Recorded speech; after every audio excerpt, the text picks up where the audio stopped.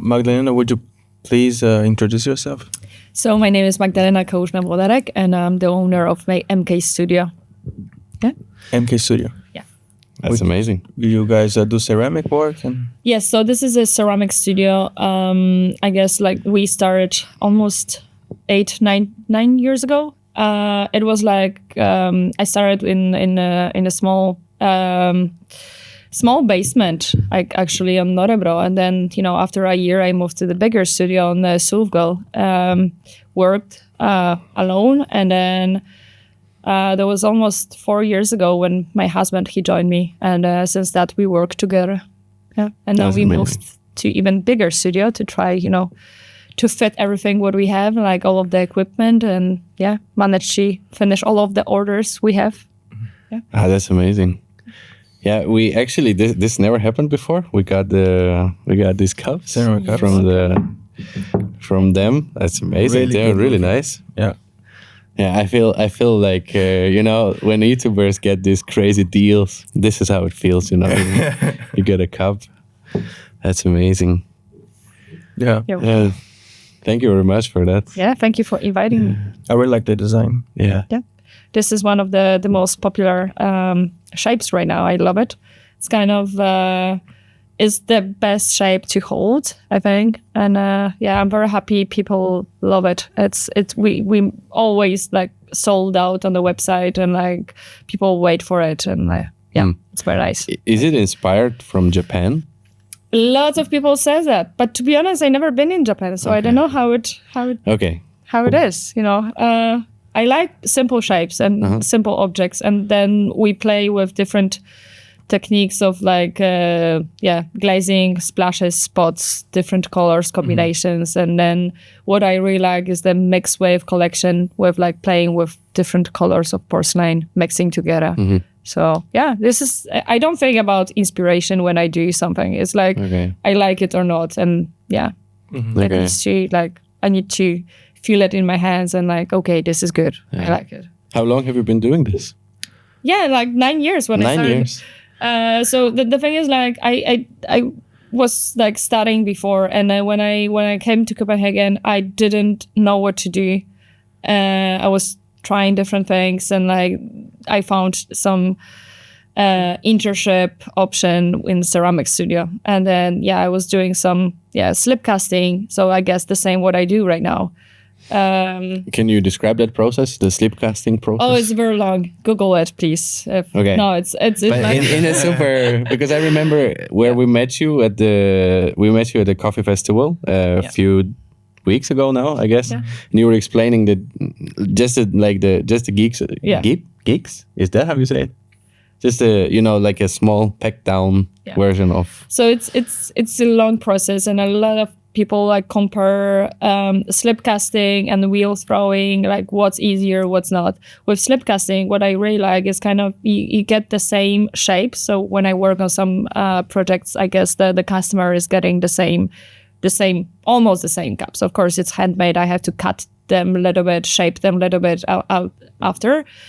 But it's something what I really like, that actually you pouring in liquid porcelain into the mold, and then with the timing you can control how thick it is and how thin it is.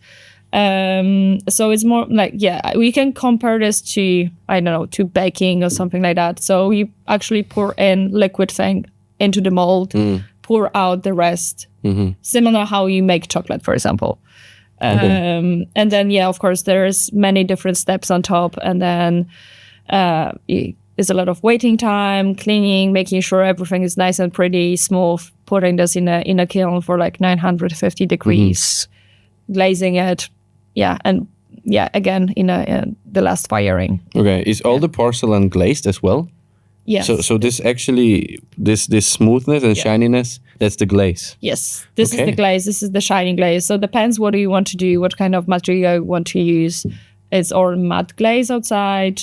I always use shining glaze inside because I want to have it like as easy to wash as possible. We did like matte cups inside before, but I really didn't like that. After some time we had some stains, and it was not pretty anymore.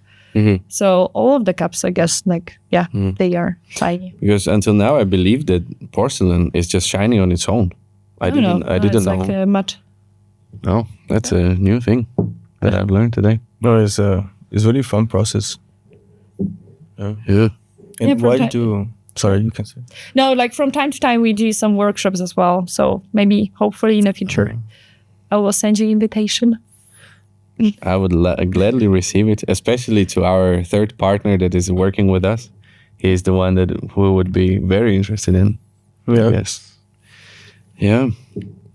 We tried molding before. I mean, he tried molding before, and it's not very easy. Do you call it molding or is it throwing? Throwing, yeah. Throwing. right. Yeah, it's throwing Yeah, in a yeah. way. Yeah, it's not easy. But none of the things, I guess, it's not easy. Like, it depends. People says that slip casting is easy, but it's not. It's not. Right now we are trying to find employees, and then, what I've been doing before, it was like one person company, right? And then when we moved to the new space in Glostrup 2 years ago, almost 3, I'm trying to change one person company into more people. Like, I have to give some parts of the process to Right. people, right? I have to, trust that somebody will do the same, like try to keep the same quality. Yeah. So our customers, which I have like since the beginning, sometimes like since I started in a small basement, they keep buying things from us. So they have to, be in the same quality, match the same things. So it's not easy to do it. Like even people think, okay, it's just pouring in, pouring out, cut a little bit over here and that. It's not. And then this is something what we struggle from the last two years, that a lot of cups are not going out perfectly, that they are not round enough, or there is some like weird shape. So it's not very easy. Yeah. When you started, sorry, did you want to say? I just wanted to know, like, what affects the temper, like what affects like the shape and how. So the thing is, like, clay and porcelain, it remembers like everything, all of the mistakes. If you will like change the shape, squeeze it a little bit, it will always, even you will try to fix it, it will come back to the same shape. So people think, okay, it's like, oh, it's like it's off shape, but I will try to fix it, make it round again. It will not. It will come back to the same. Or if you will add too much water on some step, this will, like, you will see it. You will see it, like all of the mistakes you will do, especially with porcelain. It's like, it's so like, it will never forgive you any mistake on the way. So yeah, That's it's not crazy. easy. Was it hard to, or how was your experience with actually when you started the business, started to make your own things? Was it hard to start selling it, or people were like going after it as a hot bread? No, actually, it's like when I started, I've been working part-time in some ceramic studio, and that was a time when Michaela from Collective, she was competing in a world championship that was brewing, and then she actually came to us because my husband at this time, he was working at Relais together with her husband, and then they said, oh, she's doing porcelain ceramic, then ask her. And actually Michaela, she like decided, okay, let's do it, it's gonna be fun project, right? So yeah, that was a time when she gave me some like coffee server she will use in like competition. I said, like, I supposed to do some like cups matched to that shape, so it looks nice on the presentation time. So I actually matched the shape, and actually the shape which I made that time, it's also the B size right now in our catalog shape. And actually this cup which we're using today, it's the same angles as the B size cup we made. So it's like, just a bigger or smaller? Which one? Because the other one is open on top and this one is just closed. So Okay. it's basically the same size, but it's just, close angles. So like since the beginning, I didn't have the studio yet, or I didn't even had idea that I want to start making ceramics. And I already had some, I was making something for fun. this is what I really like to do when somebody is coming to me and like, having some idea in their head, and then why not? Let's do it. So I made the cups, and then I was still working like part-time in that studio, and then I don't know, that was the time then actually Christian Baumann from 108 restaurant, he was like the Noma's sister restaurant supposed to open, and then they've been looking for like ceramicists to make the plates and for the restaurant. And that was the time I said like, it would be fun to do it, but I don't have the studio yet. And I said no to it because like, come on, like how I can do it? Like I don't have money for it, and I don't have a studio, and like it's not possible. Even I don't have the knowledge to do it. I never made plates before, right? So we've been like just walking and looking if there will be some space next to our apartment to rent. And actually we've been putting pieces of paper with the information. If that basement is for rent, or can we just rent it out? Like, can we do that?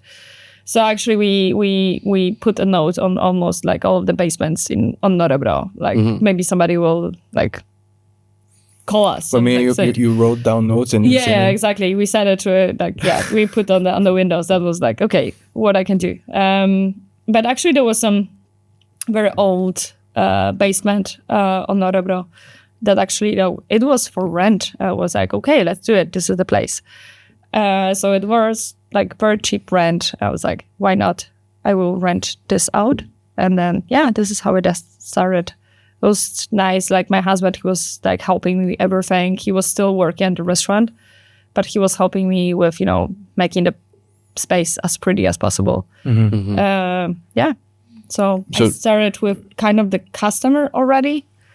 Okay, so you got that job. Got the job with I got that's amazing. because they came back to me because the when I said no, they went to some other ceramicists, but actually after a month or something, they came back to me with the question, okay, can we do it or not? And I said, I just signed the contract for the small basement. Let's go.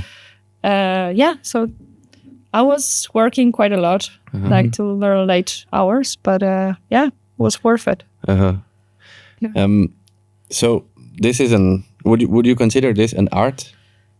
You can say it, of course. Like sometimes I do have like very limited collections and then colors combinations. If you feel like it's an art for you, then Because my question would be, how do you balance the art side of it? Or like I would imagine that you are more of an artist rather than a business like entrepreneur kind of. I don't like to be called an artist. I think. No, okay. I don't think I am. I make a lot of cups per day. Lots of things per month. So I feel like an artist is more focused on like 1-2 pieces and like touch it many times and like think through all of the steps and like everything. And for me, it's of course like I feel I'm very happy when I have to go to work and like I'm always like I never like say, oh shit, I have to do 200 cups today. It's like it's like already tired in the morning. But I'm very happy about like this is an item with everybody is using it every morning, right? So it needs to be nice, pretty, make your morning like more nicer. So So you wake up excited that you need to make 200 cups? Yeah, I'm always, I was excited when I had to make, 1,000 cups for the festival. So why? Yeah. So how is then the part of the running the business and making it the business for you? Is that a good experience? Like trying to, you mentioned that you are trying to get more people to do the job for you. So you are trying to scale, right? Yes. How is this process going? Oh, like, it's a nightmare. The on top of it is basically working with my husband. This is what we're trying to put together. Okay, we have to grow the business a little bit. This is the only, income we have in the family. So we have to support, like, this is the only thing what, we pay bills with, right? And also we have to, like, work together, which is also, it's not the easiest thing, right? When you, also I'm not the easiest person to work with.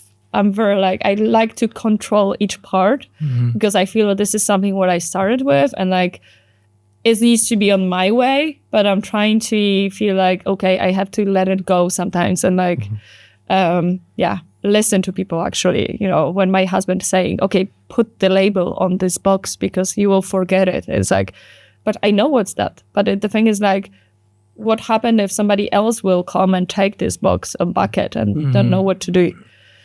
So yeah, it's not the easiest to grow the business. But I guess this is something what we try to do with my husband, that actually I'm crazy person about like producing, making. I don't mind making a lot of things, working hard. And like when I have to finish something, I'm doing it 100%. And then on the other side is my husband, who is like trying to, you know, organize the whole chaos and like everything was happening. So he's making my life easier by, you know, putting labels or like preparing the, you know,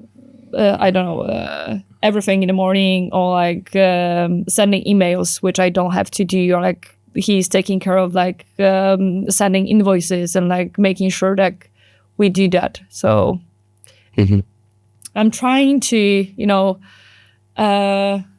work together right now on something like that. So, yeah. And how do you read some books about the business, or how do you like get the, you know, the idea, or how do you know which direction to go in this? In like a business. Yeah. So the thing is like, I do have some books. I got it for like Christmas gift from my husband. Would you share what they are? I have no idea because I think, I'm not, this is something, I do have books. It's not that I have them. One day maybe I will read them. I don't have so much time when I'm coming home after the whole day or week of like working. I just want to chill, relax, and like, you know, watch Netflix or something like that, and like, or spend time with my kids, like build something with my kids. So it's not something like I want to do after hours. I don't want to read about the business, so because then I will start thinking about my business and like stressing out. So the next thing what I'm trying to do is like, okay, we worked together with my husband, and the same thing, I'm trying to don't talk about the business at home because it would be way too much. Like sometimes like he want to start talking about the next day, what we should do, like plan the next day, you know, at 8:00 in the evening. And it's like, let's don't do it, because then I will, for the next 2 hours, I will be doing like making a list in my head, what I have to do, instead of like relaxing.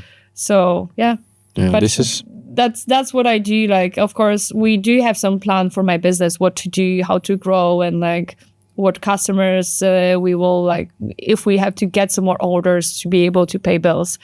But it's not something like I'm worried about. If you don't like the label of artist, what label would you like? Would you? I don't like labels, you know. You don't like labels. I don't like labels. So not labels on the boxes. No way. Labels No on labels. me. No way. No. Okay. This is something actually we are also going through in our business as well, that we are, every time us friends meet, because we were friends before we started this business, and we just naturally start to talk about business without even, and sometimes it's exciting, but sometimes I can see that it's taking a toll on us. Like it's actually, like we don't have any other topics to talk about than But you're still friends. That's good, because that's the thing. Like I would say, never like work with your friend, or like that's something what, you know, never do business with your family or friends. That's my rule. Yet you're breaking that rule. So yes, exactly, yes. But I think I think it's actually, in most cases it's funny enough, it's bad, because I've heard that all the drama and all that. But in if you see very successful businesses, some of them were family businesses, you know. Or some of them were like people are really close, and they just because there's also something about being able to trust that person. And it's if you are able, as a family or as a friend, to separate. Okay, what's like what is it that the business needs, and how my identity is not attached to that, and like just if we're able to navigate that, I think it can be a very good thing because this is someone you can trust, and it's someone that you can, you guys can separate things. The problem is when you're not able to separate, then it's challenging. Yeah. So I guess that was something what I worked like at the beginning it was just me at the studio, right? And then of course my husband, he was helping me out, coming in his like day off or something when I have to lift 500 kilo of porcelain. Then I was not doing it. That was my husband, lifting, fixing stuff, I don't know, painting the walls, anything what like I needed help with. And then when our second kid was born, I was like, I cannot do it alone. Like already, one baby, and then it's not possible. So I said, or I have to hire somebody to help me with the whole studio and this shop, or you will like quit your job and like work with me. So I guess that's something what he did. So yeah, that's like helped me a lot because it was much easier to trust my husband, or to okay, I will explain you what to do. Please do it like this way, because this is what I was doing for like a years right now. And it's working. Of course, everybody have their own way to do something, but that was something like it was much easier for me to explain something to him that actually like hire somebody and like I don't know that I would not know that person. Like do I can I trust you or not? So yeah. And for people out there that are maybe going through something like this, is there any thing you would recommend them to do or not to do when you're like onboarding your partner or a family member into your business like that? I think it's the most important that when you have the working hours, then just focus on this. Like don't put any like personal private stuff to it. Right. This is what I'm saying like to my husband, like, okay, this is work. Let's talk about work and like do that. And then when we are at home, we talk about personal stuff. And I said the same, like, let's, cut and like do as little job, like working stuff at home as possible. Of course, we do have like, when we do like web shop updates, this is on Saturday. So of course we do a little bit of work at home, but I'm trying to do as little as possible and then spend time with my kids and my husband. So of course, like try to find a balance between those two things. Yeah, I'm working a lot. I love what I do. So I feel like sometimes I cannot stop. Sometimes 8 o'clock I still like do stuff because I have to finish something or work on my Instagram or something like that. But yeah. So this is also your hobby, not just a work. Exactly. I have to find some other hobby because my husband, he's saying like, you cannot, it's like you have to find some hobby or something to do besides work. But I love what I do. So it's very hard to find it.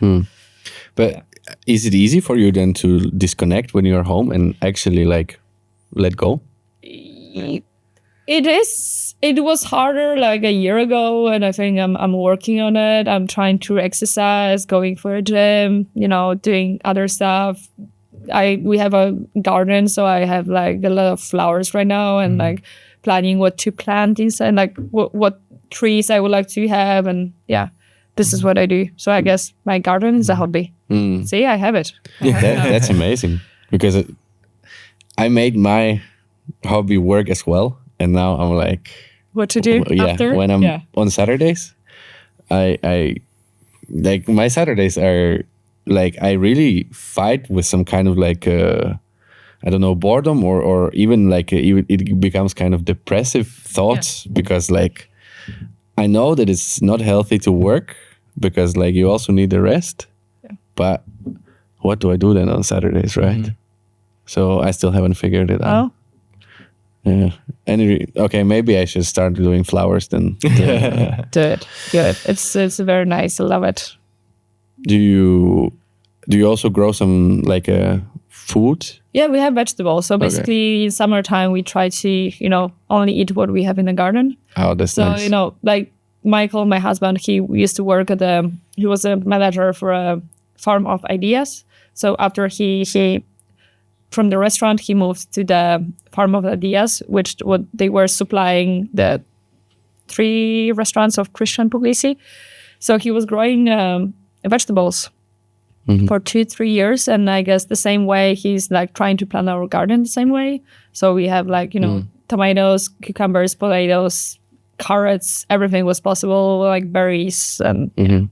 So what happens in the work is like you tell him what to do at work, but he tells you what to do in the garden. Let's not go this way. No, because he will listen to it, and I have to be very careful what I'm saying. Right. Right. Yeah, that's we try to be at work. We try to listen to each other. Sometimes he have to listen a little bit more, but yeah, depends. Right. Yeah, we did an exercise some time ago in the business where we put out like all the functions inside the business, like the whole process, like so we knew like how many heads or titles, positions, would it be needed, and then we just put names on who was doing that. And it's funny enough, we realized that like some of us were doing a lot, like we're doing over 10 different positions, and then we start to think like, hey, maybe it's not very healthy to have so many hats inside your own business in that sense, So have you ever stopped to think how much? Because I imagine like it's a lot of work for only 2 people to do. Maybe you guys are doing many different positions at the same time. Have you ever thought about this? Yeah, it's something like what we struggle right now, that I'm jumping from one thing like production, packing, replying emails, making like texting with people, like doing that stuff. Of course, it's way too much. That's why we try to. Also, it's a big studio right now. Right. It's not small studio like it was 5 years ago, which I could easily do by myself. Usually when there is like a small studio, or like, I'm not talking only about the ceramic, but also like, I don't know, when you do fashion or like, I don't know, any other thing. It's basically you have to do everything, like from producing, promoting it. So like it's like PR, like accounting, even like something what nobody is telling you at school. If you want to be an artist, right? True. You have a painting. What you gonna do with it? It's like, how are you gonna sell it? Like, you don't know how to reach out to people, galleries. So this is something what I really like at the university, that actually nobody told me what I have to do after. Like, okay, I have the sculpture, but like I have to also have a business, right? I have to pay taxes. Like, nobody told me that. How to do it, how to manage, like how much money I should make to be able to pay my bills, how I should like say it, how much it should be, like it's like I should charge 500 for it or 1,000, or like what's the price I should like put on my items. That was the hardest thing at the beginning, because I didn't know anything of it. Of course, I do everything. Like right now, we try to divide responsibilities with my husband. Okay, I do production and packing orders, for example, and he's doing all of the other things, like designing, helping me with designing the new product, or like replying on emails and like doing that stuff. And like he's playing with like 3D printing and like making my life easier. If I need some new tool, he's making it for me, or like trying to search and like where we can buy something. So of course we divided what we should do, because it's like right now the studio is like way too big, and of course we want to grow. And then right now when I want to hire people, I also have to divide it, and like what part of the process I want to like give it to somebody. Right. And in the same time, I need to trust that that person will, after some time, do it in the same quality as we do, and like will care about that as much as we do. Because I guess that's the most, like, the hardest part is that people want to work, they come to work, but they don't feel it. They don't want to, like, it's not their, like, studio, like, name on it. So, there is like no motivation or like no happiness in it. So how do you deal with this? How do you motivate people? I don't know yet. Okay. Tell me, like I only, there is only 2 people in my company right now, me and my husband. No, actually, we had some employees before, but unfortunately, they had to move out from Denmark. So now we try to, hire more people, and let's see if we will find it, and we will find it. If not, then, we will figure it out. And then, also I can, it's not the easiest, that's for sure. Like, because it's not a huge company with like 1,000 to like 100 employees, right? There is like small studio, and like people actually have to, take care of some part and like be able to work alone. So yeah, let's see. Makes sense. How did you, those things that you talked about that nobody taught you in school? How were you going about those? Like, did you just Google it all out? Did you talk to people, or what was the process of figuring that one out? So of course, like when you trying to start your own company. Of course, I don't speak Danish that well. Of course, I cannot do my taxes, and I'm very stressed about like, oh shit, did I did this correctly? Or same story here. It's like I'm always stressed. If I click something correctly, do I have to pay something to Skat because I didn't click something on time, for example? So it's very important that you get actually a good accountant, which actually, if you have questions about the business, you actually can ask them. And then they can always like recommend you something, or like help you to, to manage everything about taxes, right? So that's for sure something what I can recommend, getting some good, like somebody who can advise you at least about your business. And then the rest is basically I should make some plan, that's for sure. I will one day. Right now I'm more focused on like making, I'm getting some order. That's like amazing. And I'm trying to make it like ship it as quick as possible, and like, get some more. Of course, we do have some plan. Like we have to do like 1 web shop update per month, because I know from this we can pay our bills. So this is something what we do, and the rest is basically what we can grow our company with. So that's the way. Of course, we try to plan this. That's actually, I don't have to stress about like paying bills later. Yeah, that's smart. So that was something when I had the shop in center of Copenhagen. I had to know like, okay, whole income from the shop, it's actually paying the bills for like rent and electricity. So I had to be sure like, hey, from this is going for that. So that was my plan. Let's see. How did you change from, like, how did you come with the decision to open in Gårdstrup instead of? So we had lots of orders, like bigger restaurants or cafes, and with the place on Sulfgård, that was kind of it was big. It was still like 200 square meters. It was quite big with the basement and everything. It was nice, beautiful shop, a lot of customers, easy. But the thing is, like, each time I had some deliveries, we have to carry everything through the door, or when I had to ship something in a pallet, I had to pack this outside. So, I had to plan, okay, will it rain or not? Should I put this outside or not? And then it was quite difficult. And also, we have 2 kids right now, 5.5 and 3.5 years old. And, each time, kids getting sick, right? It's like a flu or something. And then it was a few times happened that both me and my husband, we went to, like, I drop off kids at 9 o'clock, and then we went to Copenhagen to work. And then they call us, okay, Sofia is sick or something. It's like, how to do it? Like, we have to drive back to the Abbeslund where we live. And it's like, it was not possible to do that. So that was the decision. Okay, we don't have enough space to work. As much I love to have a shop and like contact with my customers, but we have to choose something. That's why we moved to Glostrup, and people think like, why so far? Why we couldn't find something like closer?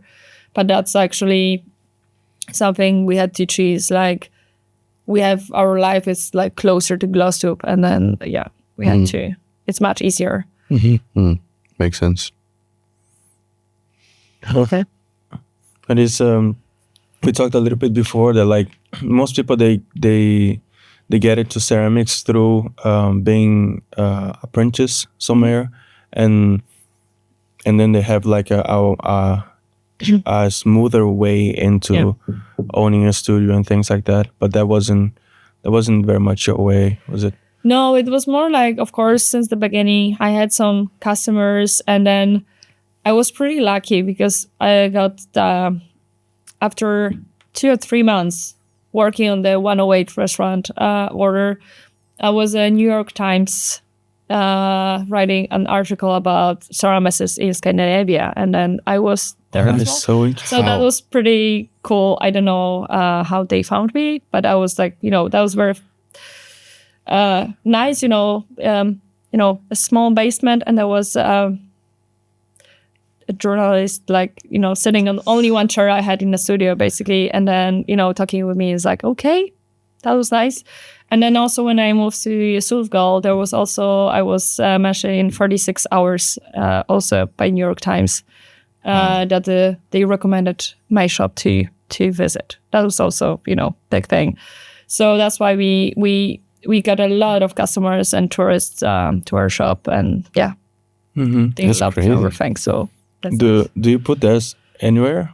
The fact that you got recommended by the New York Times? yeah, we posted like a few times on Instagram, but Oh, I would wear that as a label. as a label. Okay. Yeah, it's forever. I guess I think New I York think I Times was like approved. 3 times in New York Times as well, because I was like a few other That's That's nice. crazy. Yeah. Yeah. How that even happened? Like, Yeah, it was pretty nice. And once I had some customer from I think Canada. They brought in, like, they came to my shop and it's like, oh, I love your things. And then we actually saw your they brought me like a piece of paper, like from newspaper, Oh, really? with the picture, like, by 36 hours in Copenhagen, and that was also in one of the newspapers in Canada. So it was pretty nice. I have it till today. So well, Yeah.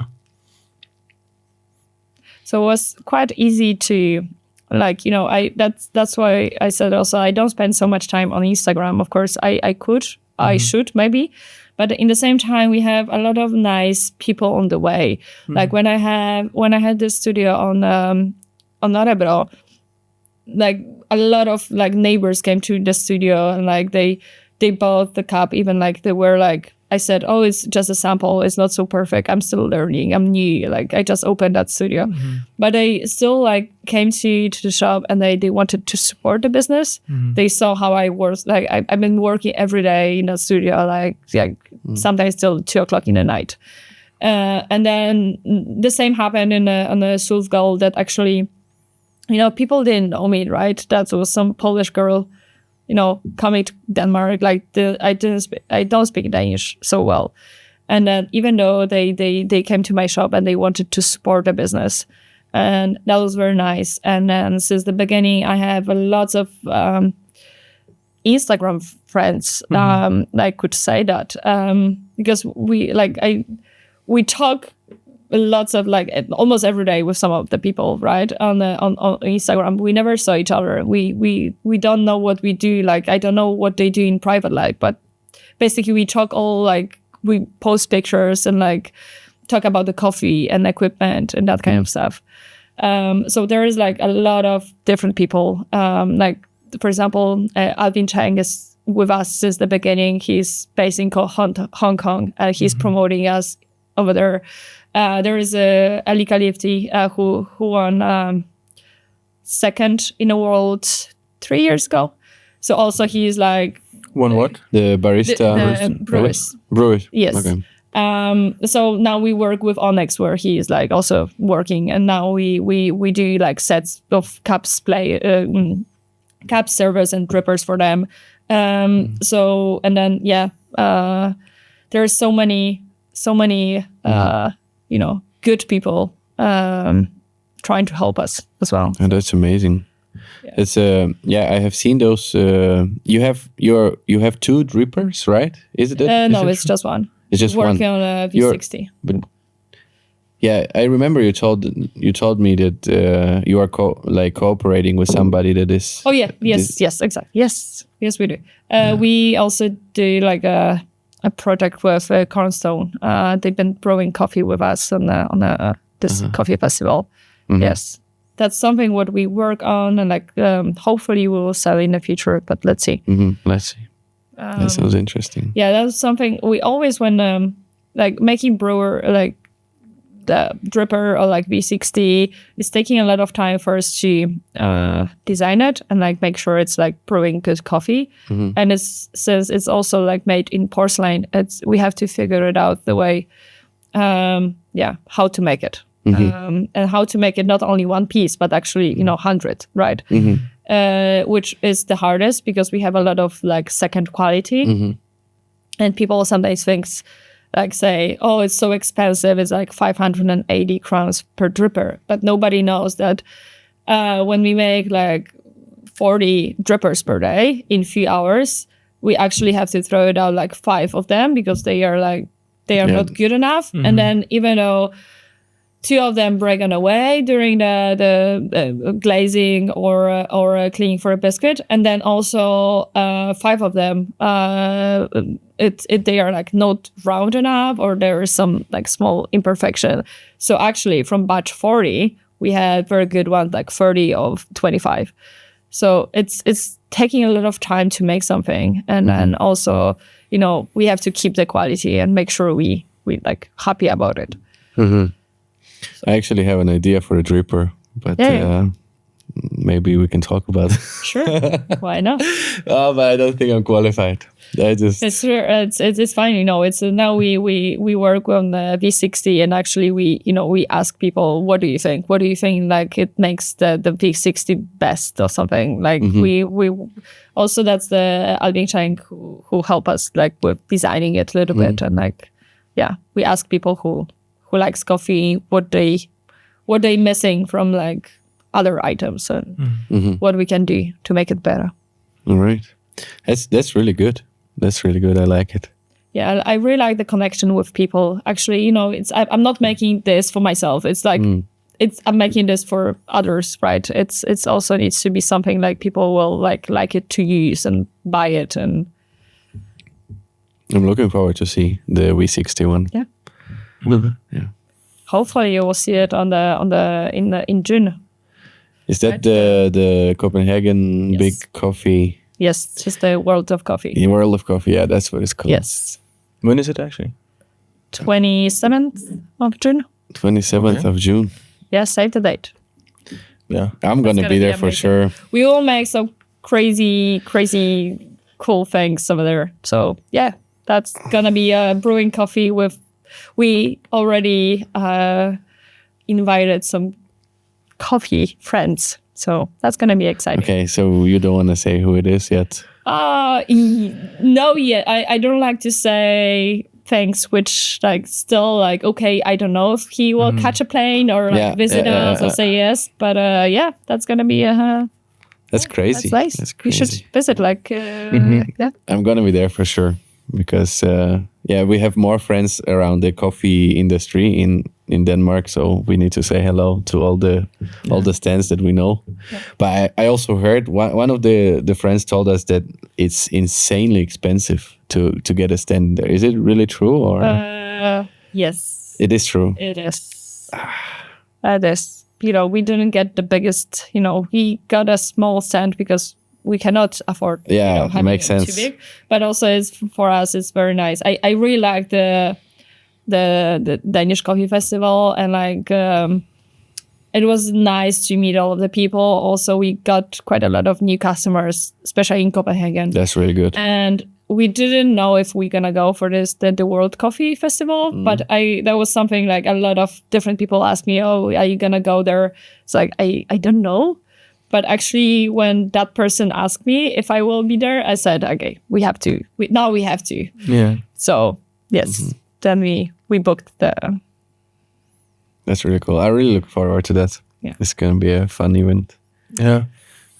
Do you guys still do like plates and Yeah, we work with many restaurants, and this is what we really like to do when somebody is coming to us with some projects. And this is something what actually I do and create. This is more about like, I'm very like, I like challenges. And then when somebody is coming with some crazy ideas, I never say no. I just find the way how to do it. And this is what Michael, my husband, is doing as well. Like he's playing with 3D printing and like finding the ways how we can do it, or like should we use some different material, or should we do it this way or that way.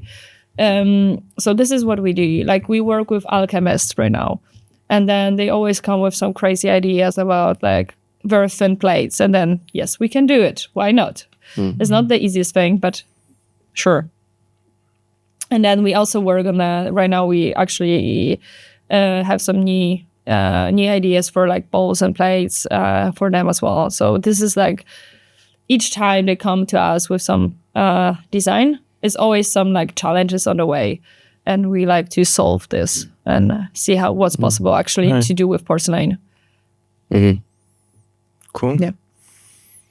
Thank you for coming, Magdalena. thank you. Do you have anything to say for our viewers? Maybe where they can find you? Or? Oh yeah, then of course they can find us in Glostrup in our studio. It's always you can visit it and then see how we work, what we do, and like see the behind the scenes. And then you can also like find us on Instagram page. It's MK Studio Copenhagen. Yeah, we will put all the links below this video or podcast. You mentioned there's some workshops you guys do also. Yes, from time to time we do that. There was something what we did for the opening the studio. So people came to our studio to paint the cups. That was fun. I really like that. So basically you can take a shape which you like the most and then like paint it the way you would like, make a present for somebody. We do also a workshop for like some companies. If you like to have like a staff party or like something like this, we do that. Let's see. Hopefully, maybe I can do it for like also private customers. But we don't have a time for before. But hopefully. No. Cool. Thank you so much for coming. It was a very nice conversation. Yeah.